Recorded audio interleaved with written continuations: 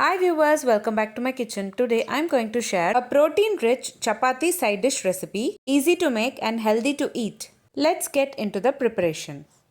In a kadai, add 20 ml of oil, 1 medium-sized onion, finely chopped.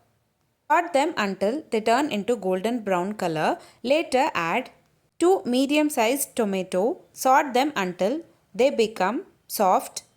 Later add 1 cup of sprouted green gram. I have cooked them with 1 whistle and later adding it into the kadai.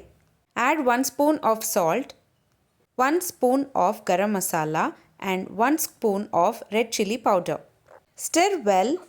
Cook for about 2 to 3 minutes. Add required water to make into perfect consistency. That's it. Very simple and easy. Healthy chapati side dish recipe. Sprouted green gram sabji is ready to serve. If you like this video, please give a like and share to your friends. Also, don't forget to subscribe to my channel to get to know many interesting recipes. I have shared many interesting recipes in this channel. I will provide all the recipe links series wise in the description box below. Please do check on the same. Let me meet you again in my upcoming interesting recipe. Thanks for watching.